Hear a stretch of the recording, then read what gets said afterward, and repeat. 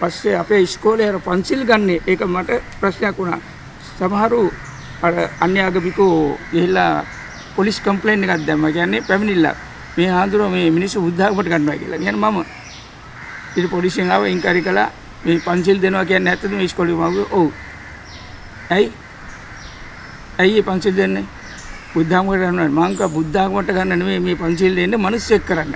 බුදුරජාණන් වහන්සේ බලාපොරොත්තුනේ බෞද්ධයෝ කරන්නවත් මේ මිනිස්සු කරන්න. මිනිස්සු කරන්නයි මේ පන්සිල් දීලා තියෙන්නේ. ඒ නිසා මේ පන්සිල් වල මම ප්‍රාණ හිංසාව නොකරන්නේ මම හොරකම් නොකරන්නේ මම බලාත්කාරකම් කරන්නේ නැහැ. කියන්නේ කාමයේ වර්ධව හැසිරෙන්නේ නැහැ. මම බොරු කියන්නේ නැහැ. මම මේ මත්පැන් පාවිච්චි කරන්නේ නැහැ කියලා ඒකට පොරොන්දු කිරීමක් වුණා. පොලිසියෙන් කිව්වා බොහොම හොඳයි ආන්දෝලනේ. ඕක දිගටම කරන්න. කවුරු හරි ආන්දෝලනට කම්ප්ලේන්ට් කරන්න ආවොත්, පැමිණිලි කරන්න ආවොත් අපි ඒව තමයි ඇතුළට දාන්න කිව්වා. මේ පන්සිල් ආරක්ෂා කරන්න ඕන නිසා තමයි ඉන්දියන් පිනල් කෝඩ් කියලා එකක් දාලා තියෙන්නේ.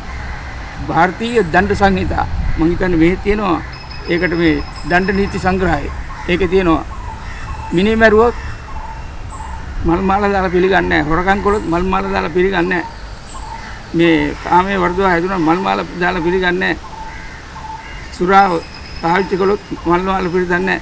මේ හැම එකටම තියෙනවා එක එක නීතිය දාලා තියෙනවා. ඒක කැඩුවොත් මෙන්න මේ නීතිය කැඩුවයි කියලා ඔහු අත්අඩංගුවට ගන්න පුළුවන්. එතකොට අපි කරන්නේ බෞද්ධය කිරීම නෙවෙයි මිනිස්සු කිරීම. පන්සිල් වලින් කරන්නේ මිනිසත් බව ආරක්ෂා කර දීමයි. සොන්නත් දැන් ඔබ වහන්සේ දැන් ඔය බෞද්ධ ආගම ගැන කිව්වනේ ඒ කියපු කොටස් ඔබ වහන්සේට පුළුවන්ද මරාठी කියන්නේ දන්න ඒ අයගේ ප්‍රයෝජන පිණිස මරාठी භාෂාවෙන් කියන්නේ. ඔව් මරාठी භාෂාවෙන් කියන්නේ දැන් ඒ දේශනා දෙන්නේ මරාठी වලින්ම තමයි. දැන් ඒ සමහර වචන ඔබට ඇහෙනකොට හිතන්න පුළුවන් මේ සිංහල වචනේ කියන්නේ කියලා. ඔන්න දැන් එහෙනම් මම කියනවා මරාठी භාෂාවෙන් මේ දැන් කියාපු ටිකම. तथागत भगवान बुद्धांनी पंचशील लोकांना दिलेले आहे. या पंचशीलमध्ये पाणातिपाता वेरमणी शिक्कापदं समाधी मी हत्या करणार नाही. अदिन्नादाना वेरमणी शिक्कापदं समाधी मी चोरी करणार नाही. कामेषु मिथ्याचारा वेरमणी शिक्कापदं समाधी मी मिथ्याचार अत्याचार बलात्कार करणार नाही. मुसावादा वेरमणी शिक्कापदं समाधी मी खोटं बोलणार नाही. सुरामेरे मद्यपमा दट्टाना वेरमणी शिक्कापदं समाधी मी नशापता करणार नाही. याप्रमाणे या पंचशील या लोकांना देऊन हे तथागत संबुद्धाने याच्यावर नियम संपादन करून पंचशील ते निर्माण केलेले आहे. ते माणूस बनण्यासाठी आहे. දෙප්‍ර ස්වාමීන් වහන්සේ ඔබ වහන්සේ දැන් මහරාෂ්ට්‍රයේ දැන් උල්හාස්නගර වල එතන බොහොම සුන්දර තැනක්. මොකද බෝධියක් තියෙනවා. එතකොට විහාරකයේ තියෙනවා. ඒ හැම දෙයක්ම තියෙනවා. ඊට පහලින් තියෙනවා අම්බේඩ්කර් ප්‍රතිමාවක්. සාමාන්‍යයෙන් මහරාෂ්ට්‍රයේ අම්බේඩ්කර් ප්‍රතිමාව වන්දනාමාන කිරීම චාරිත්‍රයක්.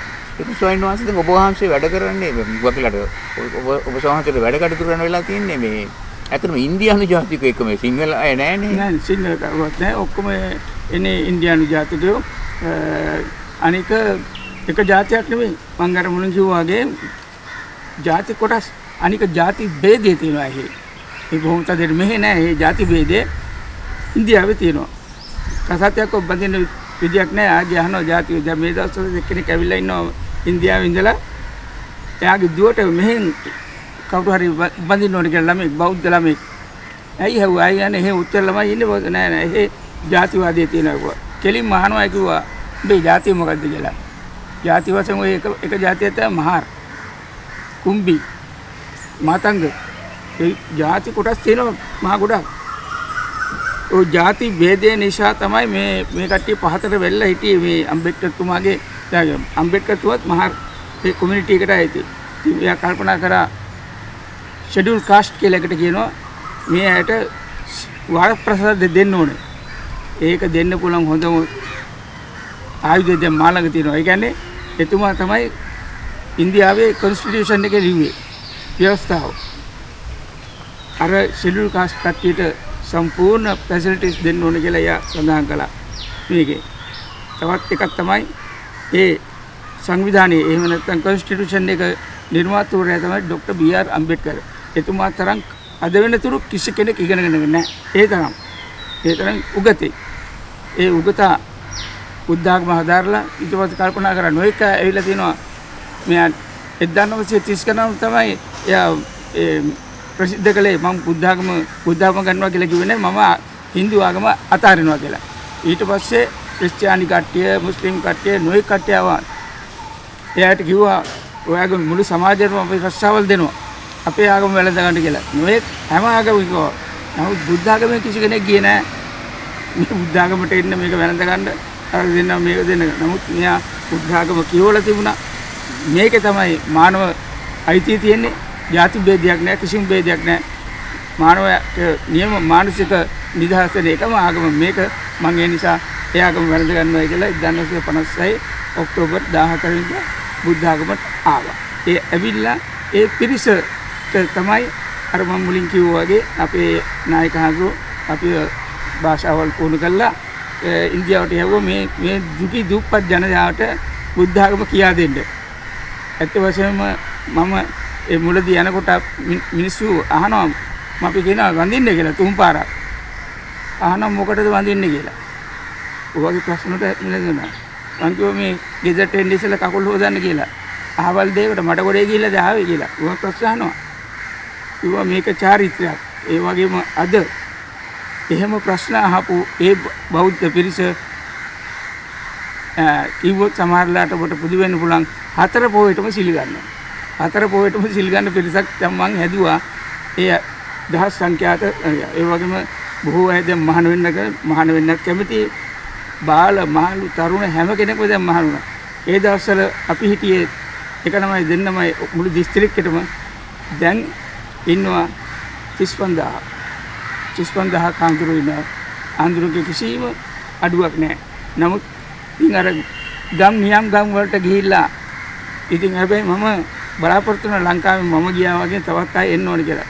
අපේ නායකහරු කිව්වා උන්නාන්සෝවේ විඳින දුක් එහෙම මේ කාටවත් ලියලා එවන්න එපා. කිසි කෙනෙක් ඔහෙ ඉන්නේ නැහැ ඊගාවට.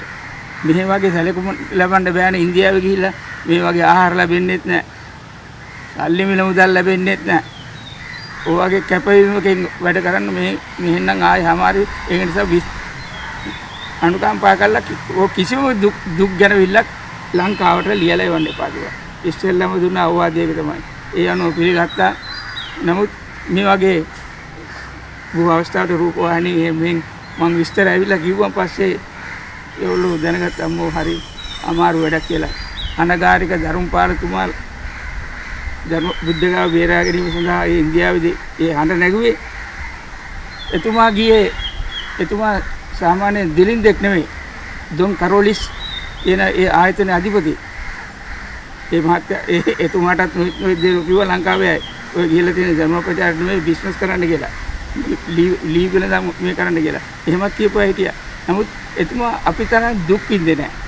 අම්බලන් වල හිඟන්නොත් එක කැම කන්න අවස්ථාවක් ලැබුණේ නැහැ ඒගොල්ලෝ. එතුමාට සල්ලි තිබුණා. අනිත් ඇමරිකාවේ එක නෝන කෙනෙක් සම්පූර්ණ වියදම් කළා. ඒ වගේ අපි ඉන්දියාවට ජනම ප්‍රචාරයට යනකොට අරගෙන ගියේ 1967 රුපියල් 500 තුන් දෙනාට 1500යි. කොහොමද දැන් අනාගත බලාපොරොත්තු මොනවද? මගේ අනාගත බලාපොරොත්තුව තමයි තවත් මං වගේම පිරිසක් මේ කළා සම්පූර්ණ මුළු මහාරාෂ්ට්‍රයේම මුළු ඉන්දියාවේම සියලුම ප්‍රාන්තවලට ශිෂ්‍යයන් මේ පිටත් කළා බුද්ධ ආගම ප්‍රචාරය කිරීම.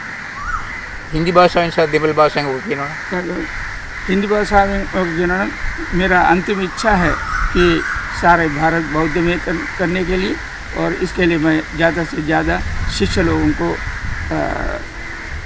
निर्माण करना चाहता हूँ और मैं तमिल भाषा का भी अध्ययन किया यहाँ इसके बारे में भी थोड़ा सा बताता हूँ मम गुवन्नुजिले තමයි ඉස්සෙල්ලාම දෙමළ භාෂාව ඉගෙන ගත්තේ. ගුවන්විදුලියේ එක වචනයක් කියනවා. මේ ගුවන්විදුලිය පටන් ගන්නකොටම මට එක කටපාඩම් වුණා. இலங்கை ஒளிபரப்பு கூட்டு ஸ்தாபன இப்பொழுது நேரம் 5 மணி.